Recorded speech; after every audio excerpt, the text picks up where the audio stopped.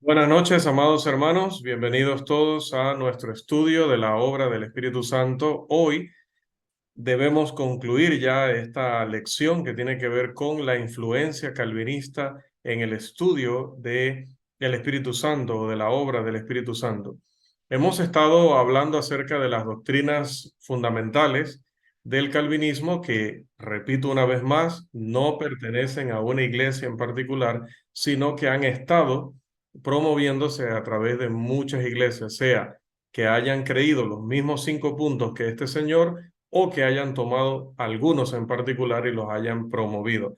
Aparte de eso, hemos dicho que algunas creencias, como lo de la depravación total hereditaria o el pecado original, pues ya era una creencia que existía en la Iglesia Católica y que este señor simplemente la desarrolló como el fundamento, la base de las otras 4. Entonces, por eso hoy vamos a recordar una vez más rápidamente cuáles son las doctrinas de Calvino, que el hombre hereda los pecados de sus padres, específicamente de Adán, y es totalmente depravado, es decir, es malo porque nace con pecado.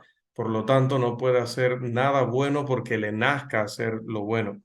Dos, esta supuesta depravación era heredada impide al hombre hacer algo en cuanto a su salvación. Particularmente a esto se refiere que el hombre no hace nada bueno, porque al final todos los hombres de una manera u otra, e incluso los que llegaron a ser asesinos o psicópatas o violadores a cierta edad, pues de niños seguramente hicieron un favor a alguien, fueron cariñosos con alguna persona.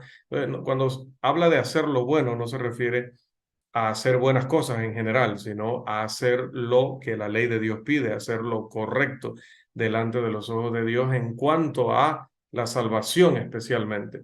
Y que es imposible que él lo pueda hacer, que él pueda reaccionar por sí mismo al mensaje porque el pecado no se lo permite, supuestamente, ¿no? Según Calvino y sus seguidores. Tres, ya que el hombre no es capaz de hacer lo bueno, Dios debe hacer todo para salvar al hombre. Y si él lo hace todo, entonces tiene derecho a decidir a quién va a salvar y a quién no. Entonces ahí hablamos de esa doctrina donde Dios supuestamente tiene una lista desde antes de la fundación del mundo donde ya ha decidido quiénes van a ser salvos y quiénes no. Cuarto, ya que no todos se salvarán y que Dios es quien hace todo para salvar al hombre, se sigue o obviamente, ellos deben enseñar que Cristo no murió por los perdidos o los reprobados, como le llaman ellos. Esto surge de su tácito reconocimiento del principio de la parsimonia, es decir, ¿para qué Dios va a enviar el evangelio a los que están en la lista de perdidos? Y no va a haber forma de que ellos se puedan salvar. Cinco, si el hombre es un ser totalmente depravado, si nace con el pecado original y es malo por naturaleza, entonces él se va a resistir a obedecer a Dios y será necesario que Dios lo haga obedecer de todas maneras. Entonces, ¿cómo hace Dios eso? En los elegidos, en los que sí se van a salvar. Bueno, les manda el Espíritu Santo para que el Espíritu Santo de manera milagrosa entre a su corazón o toque su corazón y de esta manera, a través de un milagro, el hombre tenga fe y esa fe entonces le salve. Y bueno, ya que Dios predestinó a los que se salvarían, se sigue que es imposible que ellos se pierdan después de haber sido salvos. Eso, si ya Dios hizo la lista, entonces dicen ellos, obviamente no se puede, no, Dios no puede fracasar en ello, Dios no fracasa. Entonces, al haber hecho la lista de los que ya son salvos, no se puede perder ninguno de ellos. Puede que llega el Evangelio a uno de los elegidos y el Espíritu Santo le toca, porque el Espíritu Santo sabe cuáles son los elegidos, el Espíritu Santo le toca, le pone la fe en el corazón, esta persona recibe a Jesús como Salvador, a partir de allí es un cristiano, pero claro, en el camino, como ser humano imperfecto, puede fallar. Pero dice, siempre van a ser fallos leves, fallos que no comprometan su salvación o siempre va a tener la oportunidad de volver. Si no vuelve nunca más y muere en pecado, significa que no era de los elegidos. Entonces, debido a que el Espíritu no le avisa a nadie, mira, este es uno de los elegidos, entonces los predicadores calvinistas tienen que ver la vida de alguien y si muere en pecado, ese no era de los elegidos. Y si eh, vuelve a la iglesia antes de morir, entonces, y se mantiene fiel, entonces, mira, ese sí era de los elegidos. Bien, Nuestro primer punto esta noche tiene que ver con el Nuevo Testamento es una ley, porque ya mencionábamos en el cierre de la lección la semana pasada que estos señores hablan de que el Nuevo Testamento simplemente es cartas de amor, un registro histórico, pero no lo ven como una ley, porque a ellos les interesa dar una definición de gracia que les ayude a no hablar de un plan de salvación. Así que es importante que entendamos que a ellos les conviene no ver el Nuevo Testamento como un sistema de fe, que hay pasos que dar, que el hombre debe obedecer. Es necesario tomar en cuenta que, en cambio, la Biblia sí nos muestra que el Nuevo Testamento es una ley porque se le llama ley. Primero se le llama la ley del Espíritu en Romanos 8:2, se le llama la ley de Dios en Romanos 8:7, se le llama la ley de la justicia en Romanos 9:31, se le llama la ley de Cristo en Gálatas 6:2, se le llama o se hace referencia a ella como la ley que Dios iba a escribir en el corazón y en la mente. Hebreos 10:16. Se le llama la ley de la libertad en Santiago 1:25 y se le llama la ley real en la misma carta, pero en el capítulo 2, versículo 8.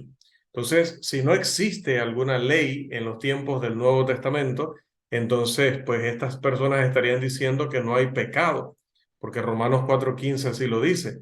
El pecado no se le puede contar a una persona si no hay ley.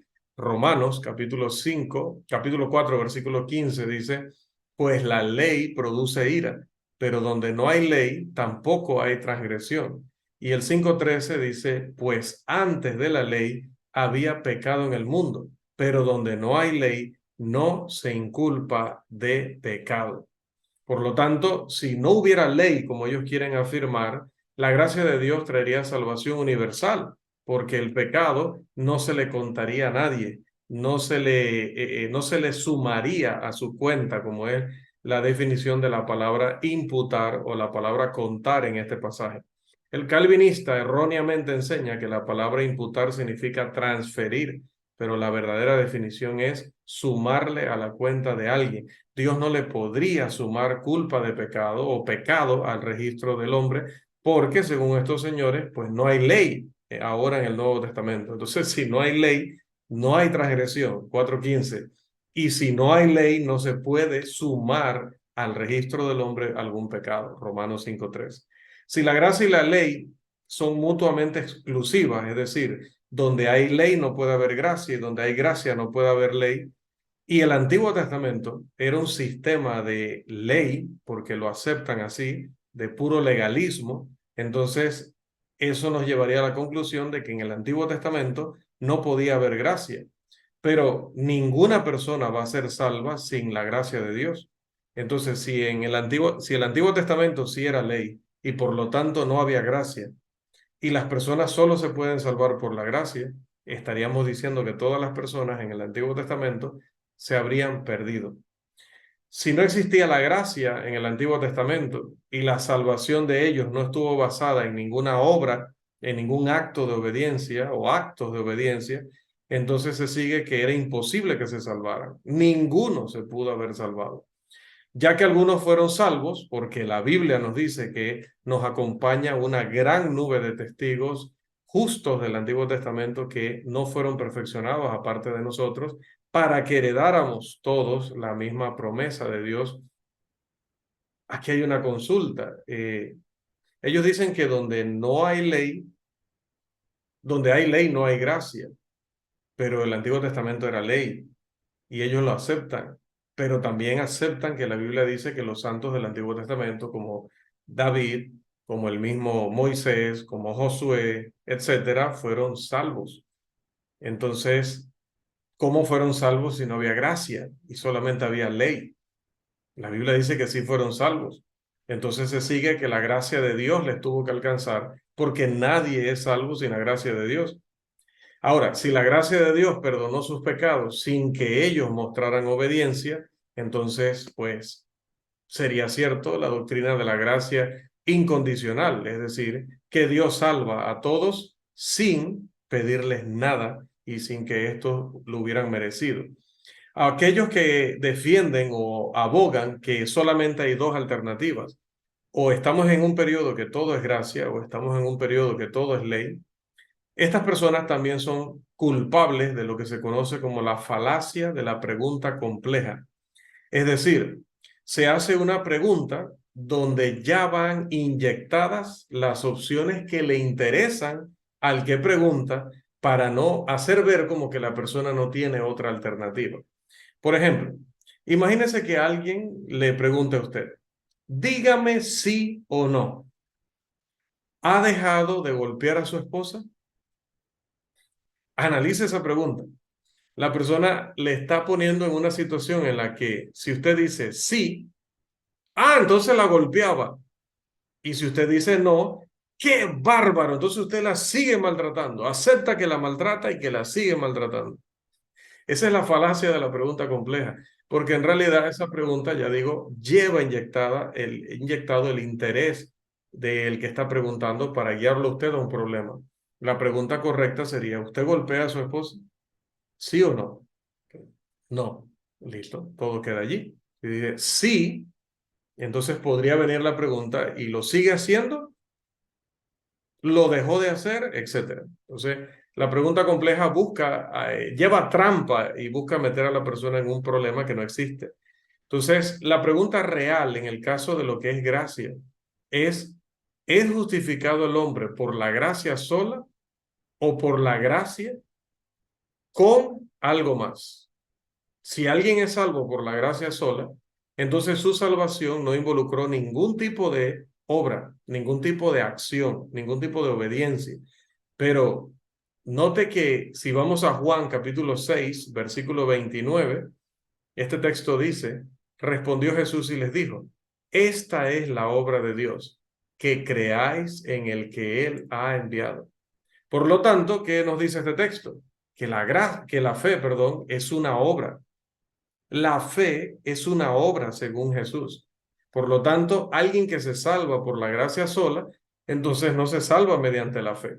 Porque si salvarse por la gracia sola es no salvarse por obras, y Jesús mismo dice que la fe es una obra, y esto es importante que usted lo remarque en su Biblia, en sus notas, lo recuerde siempre, porque esto es letal contra la doctrina de la fe sola, porque ellos quieren defender esa doctrina de la fe sola para decir que no se hacen obras para obtener la salvación. Pero Juan 6:29 dice que creer en Jesús o creer en la palabra de Dios es una obra. Ahora, volviendo al tema de los calvinistas, decíamos, si alguien se salva por la gracia sola, ya no se estaría salvando por la fe, porque la fe es una obra, ya no sería gracia sola.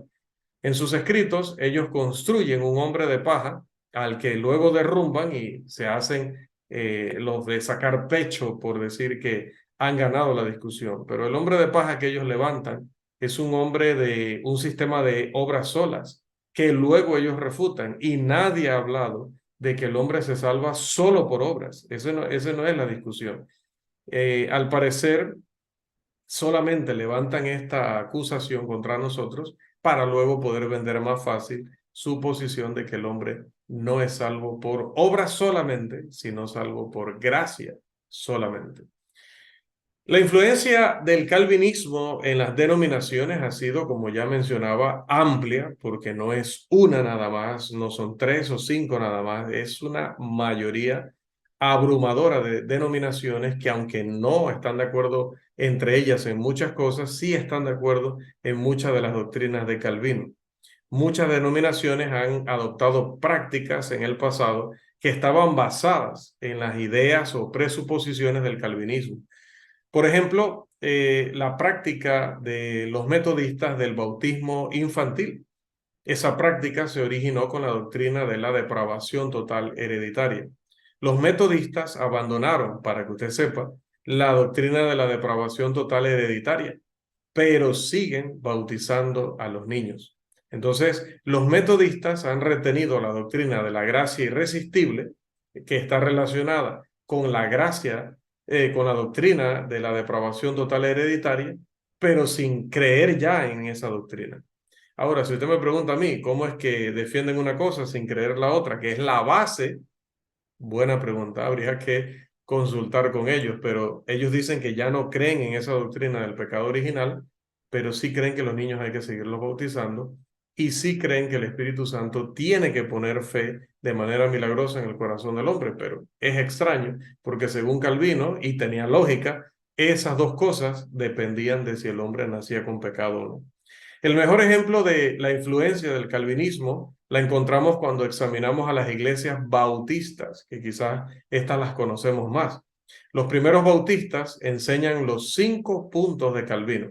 Los bautistas misioneros abandonaron las doctrinas de la elección incondicional, que Dios tiene una lista ya de quienes van a ser salvos y quienes están perdidos desde antes de la fundación del mundo, y la doctrina de la expiación limitada, de decir que Jesús solamente murió por los elegidos.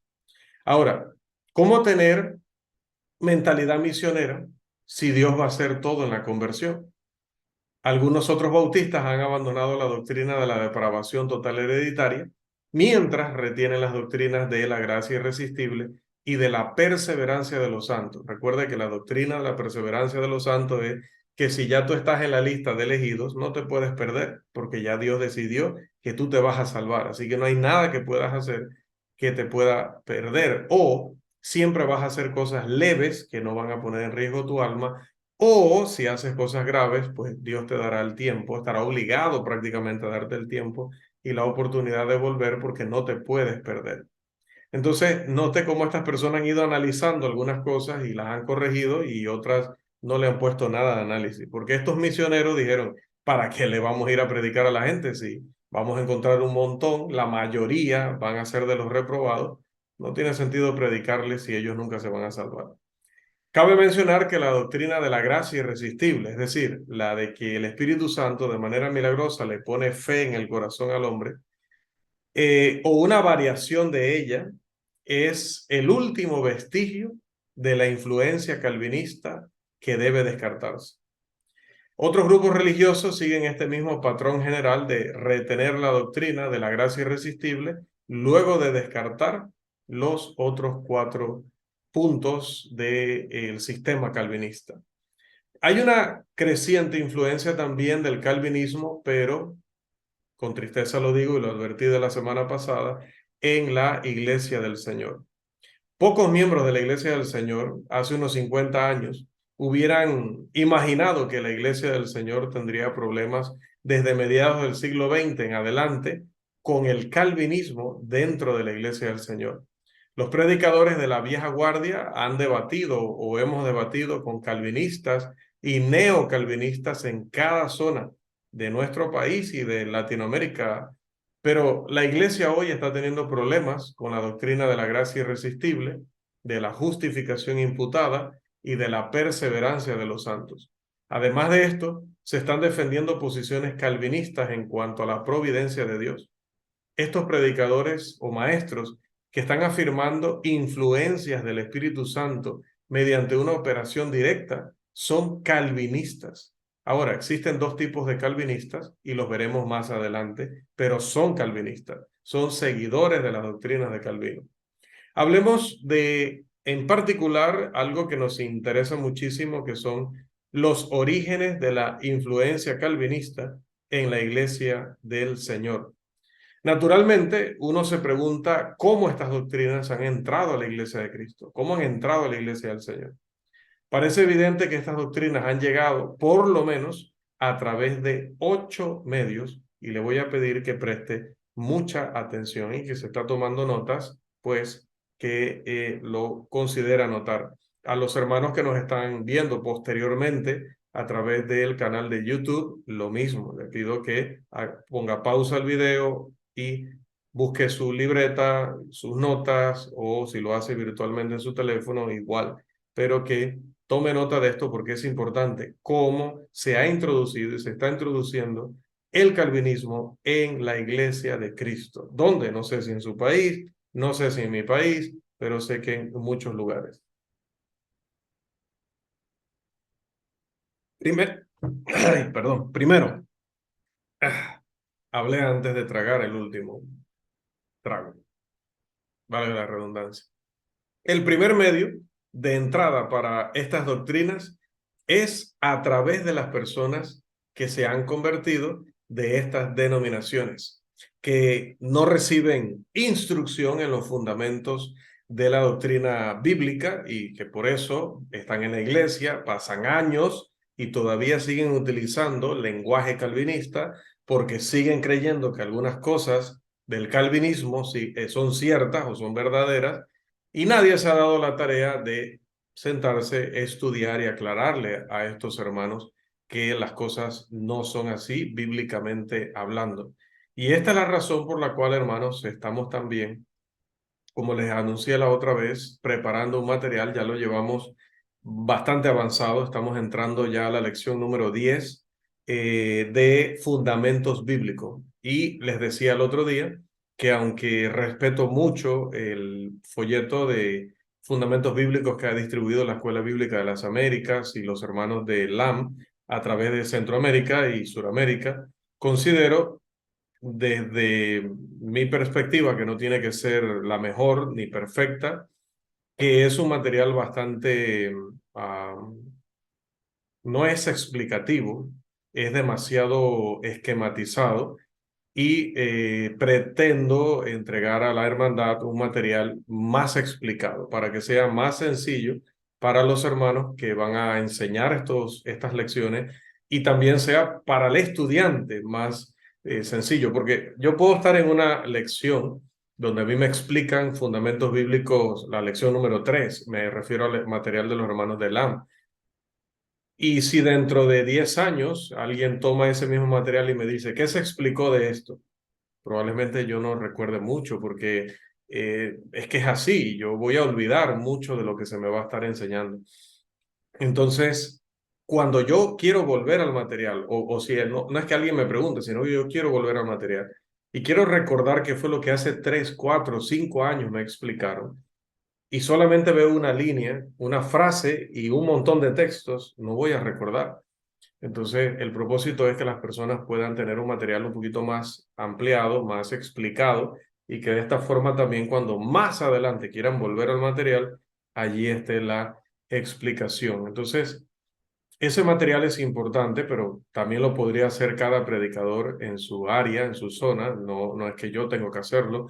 Eh, Quiero compartirlo con la hermandad, pero todos ustedes deberían estar en la capacidad de poder confeccionar un material de las lecciones, de las doctrinas básicas, fundamentales, y poder enseñar con esto a los recién convertidos, sobre todo cuando sabemos que los recién convertidos vienen de iglesias evangélicas, bautistas, metodistas, que ya sabemos de antemano que son calvinistas, sino totalmente en parte. Estas personas llegan a las congregaciones, decía, no les enseñan y más bien ellos se convierten con el tiempo en maestros y empiezan a enseñar a otros. Algunos de ellos incluso llegan a ser líderes de la iglesia, en otros lugares ancianos, predicadores, diáconos, maestros. Mire lo grave de esto. Entonces, esto ayuda a reproducir más estas doctrinas. Muchos miembros de la Iglesia del Señor se sentarán en esas bancas por muchos años sin escuchar un solo sermón de por qué el calvinismo es una falsa doctrina. Los predicadores que no refutan estos errores no están predicando la sana doctrina, o como le llamaría Pablo en Hechos 20, todo el consejo de Dios. El segundo medio de entrada para estas doctrinas es a través de los departamentos o facultades de Biblia en las universidades o institutos cristianos. Debido a la necesidad de obtener un doctorado para mantenerse en un instituto acreditado, algunos profesores asisten a seminarios denominacionales. Eso es normal. Hasta allí no les podemos señalar, siempre y cuando obviamente ellos no promuevan estas doctrinas y simplemente estén cumpliendo con un programa de materias para poder obtener un título que necesitan para poder ser directores en universidades o para poder avanzar en sus estudios entonces dentro de algunas universidades de la Iglesia del Señor. Eso sucede y eso no tiene hasta allí nada condenable, pero muchos de estos seminarios son calvinistas o semicalvinistas. Entonces es difícil a veces para un predicador joven, inexperto, inmaduro, no verse influenciado por algunos de los sutiles argumentos de algunos profesores y terminan entonces luego repitiendo lo que escucharon allá sin darse cuenta que es falsa doctrina, es calvinismo. Tercero, el tercer medio de entrada para estas doctrinas es a través de las bibliotecas de los predicadores. Con esto no le pido que la queme ni la regale toda. Los libreros de muchos predicadores o las librerías de muchos predicadores contienen comentarios, obras de referencia y libros doctrinales que fueron escritos por calvinistas. Otro buen ejemplo de la naturaleza sutil de esta influencia se puede notar en los léxicos que tenemos griego-español, hebreo-español, en inglés, también como el de Joseph Henry Taylor, que ese siempre lo citamos, pero lamentablemente hasta donde yo sé solo está en inglés. El de W. E. Vine, que también lo utilizamos mucho, el diccionario expositivo de palabras del Antiguo y Nuevo Testamento, pero estamos hablando de personas que no son autores cristianos, no conocen la doctrina de la Iglesia del Señor, por lo tanto van a introducir sus ideas y muchas de estas son calvinistas y se citan como autoridades y sí, son autoridades en cuanto a definición de palabras griegas o hebreas, pero no son autoridad cuando luego de definir quieren hacer aplicaciones e interpretaciones y ya hacen un papel más de comentaristas o intérpretes que de lexicógrafos. Otros citan al famoso Archibald Thomas Robertson, que ya también aquí lo hemos citado, que es calvinista o era calvinista, para probar puntos doctrinales. Y el señor Robertson no se puede citar para asuntos doctrinales, porque ya lo hemos dicho, son calvinistas. Estos hombres se convierten en comentaristas de las escrituras, pero para promover los errores que creen sus, o creían, o siguen creyendo sus denominaciones, que creían ellos, me refiero, ¿no? Porque ya han muerto. Y una regla básica de hermenéutica es no solamente estudiar el autor de un libro bíblico, sino también estudiar quién es el autor de los libros que yo estoy usando como referencia, que yo estoy usando en mis clases y sermones, para saber cuáles eran sus antecedentes y saber que en una explicación él me pueda intentar inyectar su idea doctrinal. Es importante conocer de qué denominación es alguien que utilizamos en un diccionario o en un léxico. El cuarto medio de entrada para estas doctrinas es a través de algunas traducciones modernas de la Biblia. A veces nos gusta tener alguna versión que es más sencilla de leer, decimos. Es que tiene un lenguaje más moderno que yo puedo entender mejor, o me da mucha luz cuando lo explica en un lenguaje muy actual. Y sí, es cierto que en algunas cosas te dan en ese sentido un poquito de amplitud y de luz, pero hermanos, cuando nosotros no tenemos en nuestras manos una traducción fiel de los idiomas originales, debemos tener muchísimo cuidado, porque en primer lugar, a eso no le podríamos llamar Biblia, eso no es Biblia, eso es una interpretación de la Biblia. Así que en primer lugar, no sería una Biblia. Y en segundo lugar, van a intentar también inyectar en nosotros a través del mismo texto bíblico o el supuesto texto bíblico los pensamientos de Juan Calvino. Dos les puedo mencionar que son la Nueva Biblia al Día, cuidadito, la Nueva Biblia al Día, que es una paráfrasis, es decir, que no es una traducción, sino que toman una palabra como Jesús lloró, por darles un ejemplo, ¿verdad? Si recuerden que a veces les doy ejemplos sobre la marcha que no son precisos, ¿no? Jesús lloró, y entonces ellos no dicen Jesús lloró, sino que ellos van a parafrasear eso y lo van a colocar como, y Jesús, sollozando, derramando abundantes lágrimas, le dijo, y, bueno, y eso no es lo que dice el texto dice Jesús lloró, pero ellos trataron de ampliar tanto y de ponerle el drama y de ponerle otro trasfondo que al final en esa ampliación ya dejaron de traducir y empezaron a introducir, que no es lo mismo, no es lo mismo. La otra es la nueva versión internacional. Cuidadito con esa traducción. Y si los hermanos la están utilizando en la congregación, pídales que no la utilicen. Regáleles una traducción como la Biblia de las Américas, como la Reina Valera de 1960, para que puedan tener una traducción de las escrituras y no una interpretación de las escrituras, y mucho menos si los comités que hicieron estas traducciones son calvinistas y buscan introducir el calvinismo en nuestros hermanos o en todas las personas que lean esas traducciones. Muchos de los textos que utilizan los calvinistas para defender su posición se van a la Nueva Biblia al Día, se van a la Nueva Versión Internacional, sobre todo esta última, para tratar de defenderlos, claro, porque estos comités han utilizado un lenguaje que favorece los pensamientos de estos maestros. De hecho, la Nueva Versión Internacional es probablemente la más peligrosa de de estas nuevas versiones, porque muchos predicadores en la Iglesia del Señor la tienen, muchos miembros en la Iglesia del Señor la tienen y la citan. Esto será evidente si uno estudiara cómo la versión traduce los textos de prueba de los calvinistas. Y usted se daría cuenta rápido que es una interpretación de la Biblia y no una traducción. El quinto medio de entrada para estas doctrinas es a través de la predicación de hermanos en la Iglesia del Señor que son calvinistas implícitos. Y usted me dirá, ¿qué es eso, hermano, de calvinistas implícitos? Bueno, más adelante en nuestro tema hablaremos en detalle sobre el significado de esta expresión, pero puedo decirles que algunos han estado enseñando de manera, algunos accidentalmente, y otros quizás con más intención, ambas partes con ignorancia, que hay operación directa del Espíritu Santo en el proceso de santificación del cristiano. Pero sus errores fueron ignorados porque, bueno, se decía que estos hermanos no pretendían dividir a la iglesia, que simplemente era una convicción personal, y ya aquí hemos hablado desde que estudiamos el tema de autoridad de las escrituras y también el tema de cómo comprobar la autoridad bíblica y hermenéutica.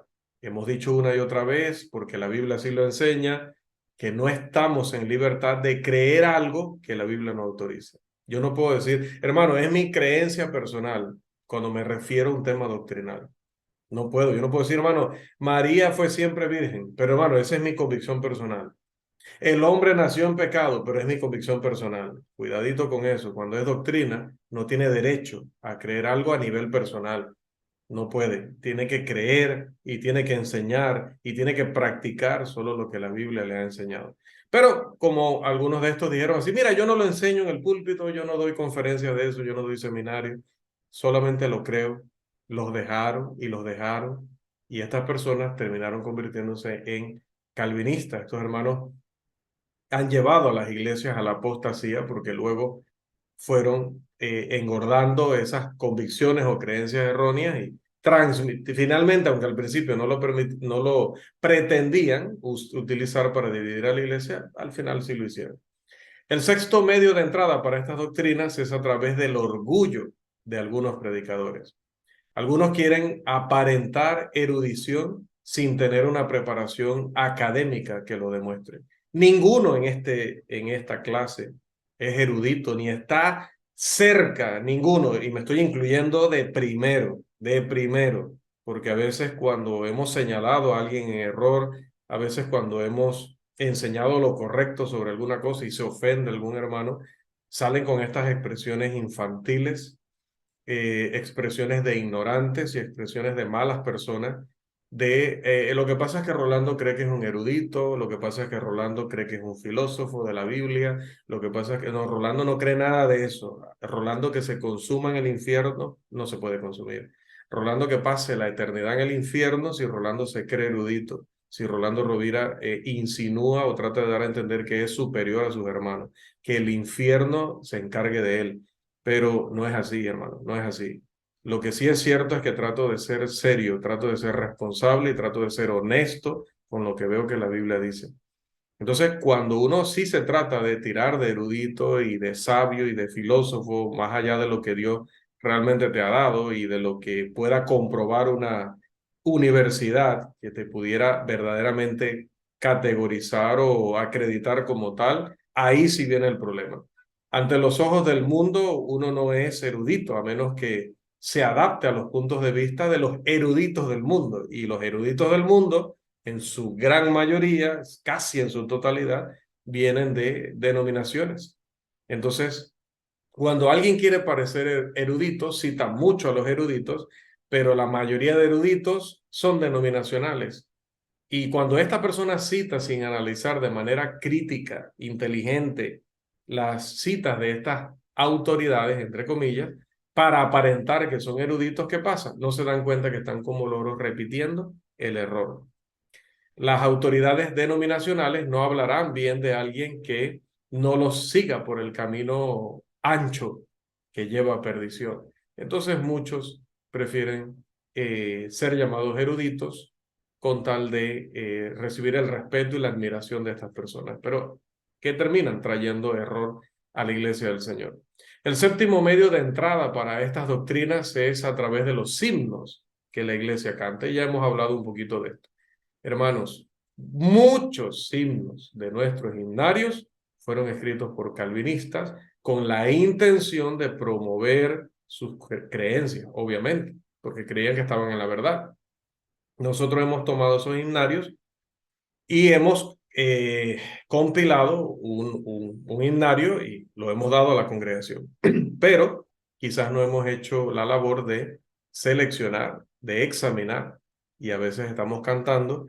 Por ejemplo, el bautismo es señal de salvación.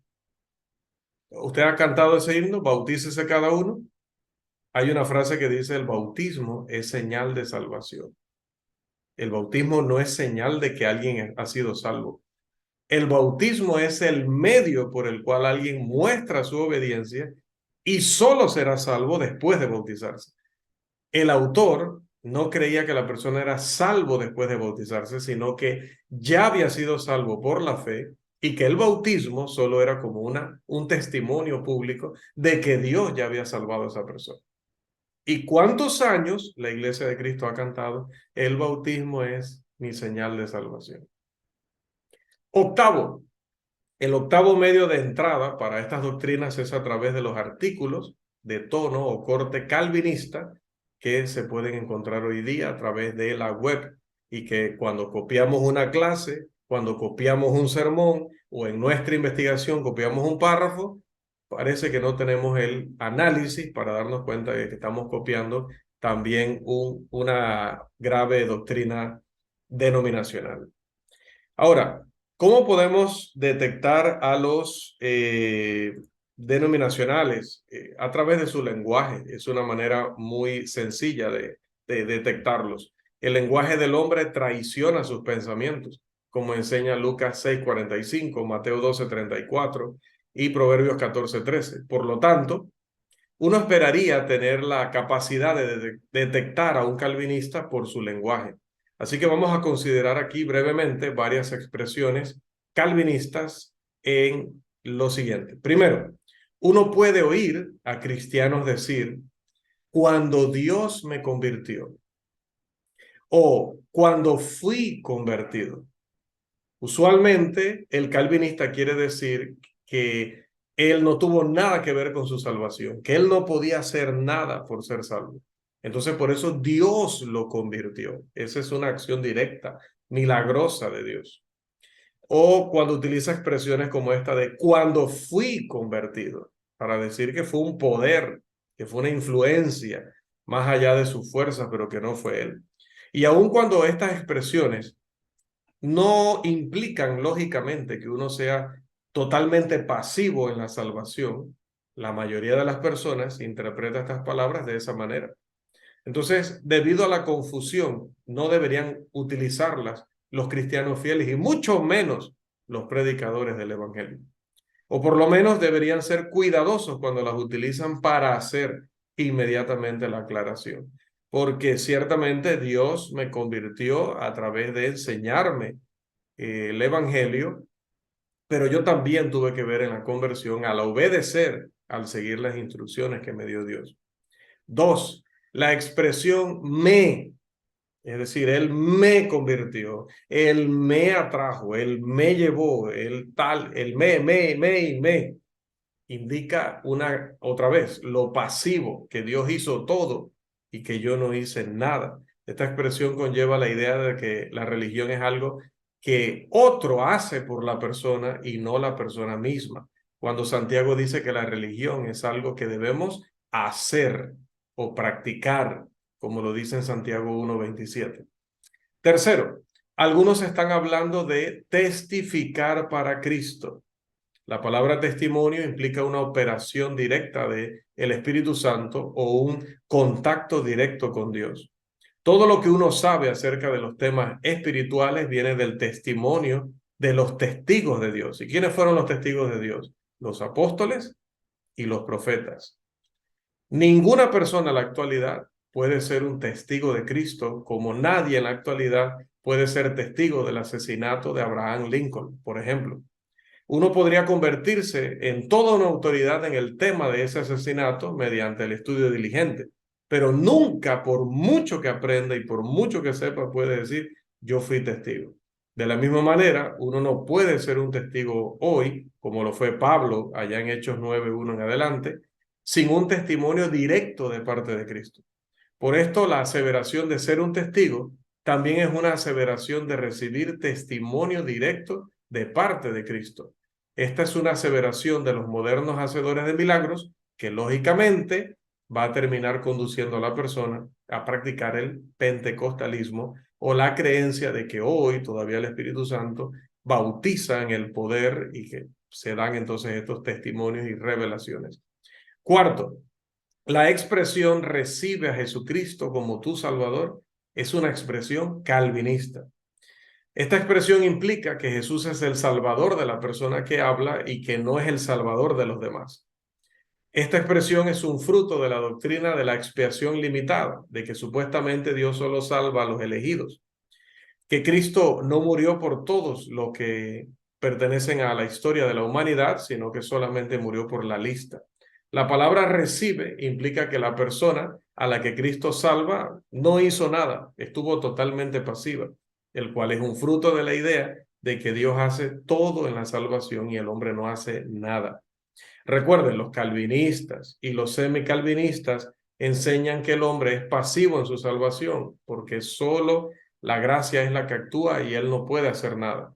Esto también implica algún tipo de acto directo o especial llevado a cabo sobre esa persona como una operación directa del Espíritu Santo. Y ya sin haber entrado al resto de los temas de este curso, nosotros tenemos una base para saber que esa operación directa no está disponible para el hombre hoy.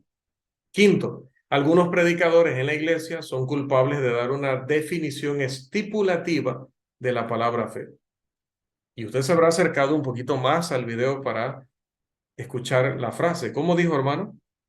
Que algunos predicadores en la iglesia del Señor son culpables de dar una definición estipulativa del concepto fe y de usar esta definición en sus predicaciones y clases y con ello confundir a los hermanos. ¿Por qué? Les explico brevemente. Nosotros podemos decir que somos salvos por la fe. Eso está totalmente correcto. Somos salvos por la fe. Pero cuando tú no le agregas a eso la explicación, puedes darle impresión a la congregación y puedes darle impresión a los denominacionales o sectarios que tú estás diciendo que solamente se necesitó la fe.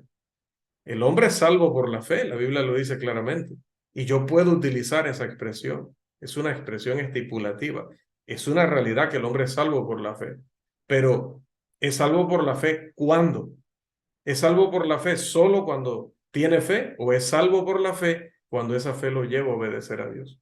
Entonces, hermano, no tenemos que hacernos otra vez los eruditos y los especialistas y empezar a utilizar expresiones que sí, nosotros entendemos lo que queremos decir, pero la gente nos está entendiendo o las estamos confundiendo. Y finalmente, hermanos, el calvinismo y la ética. Quiero dejarles aquí con una última idea, que esto ya sí cierra la lección sobre la influencia calvinista en el estudio del Espíritu Santo. El calvinismo implica que no hay necesidad de enseñar acerca de la ética. ¿Sí? El calvinismo no lo dice directamente, pero lo implica. El predicador calvinista Cotton Mather argumentaba en contra de la enseñanza de la ética en los institutos en 1716. Él decía estas palabras: después de todo, la ética es una guía para las buenas obras.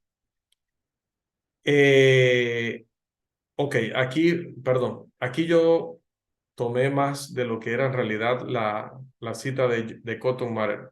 Cotton Mather decía, después de todo, la ética es una guía para las buenas obras. Por eso es que él decía, eliminen esa materia de los institutos de predicación o de las escuelas de predicación, porque nosotros no podemos hacer ni debemos hacer ningún tipo de obra para obtener la salvación. Pero lo que este señor no entendía era que, en primer lugar, la fe misma era una obra, así que ya a partir de ahí el hombre estaba realizando algo para Dios para poder obtener la salvación, y luego ignoraba el plan de salvación del Nuevo Testamento. Lógicamente, un calvinista no debería preocuparse en cuanto a la ética porque él cree que Dios predestina todo lo que ocurre. Entonces, si Dios predestina todo lo que ocurre, pues ¿para qué? Entonces, considera el siguiente argumento. Si Dios predestina cada acto y el hombre no puede hacer nada para salvarse, entonces es inútil estudiar ética, porque la ética te enseñaría a decidir hacer lo bueno, hacer lo correcto, pero ¿para qué? Si tú vas a hacer lo que tu predestinación te va a indicar. Entonces, vuelvo al argumento. Si Dios predestina cada acto y el hombre no puede hacer nada para salvarse, entonces es inútil estudiar ética.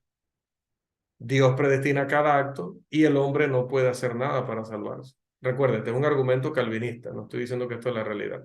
Entonces, ¿cuál es la conclusión? Es inútil estudiar ética. En resumen, amados hermanos, todas las 5 premisas básicas del calvinismo son falsas. El hombre no hereda el pecado de sus padres. La elección del hombre es condicional. La expiación de Cristo se hizo por toda la humanidad. La operación directa del Espíritu puede ser resistida por la humanidad porque Dios permite a los hombres la libre voluntad. Y por último, es posible que los hombres caigan de la gracia y pierdan la promesa condicional de la salvación. Por lo tanto, repetimos, las 5 doctrinas de Calvino son simple y llanamente doctrinas falsas. Hasta aquí nuestra lección, la influencia calvinista en el estudio del Espíritu Santo.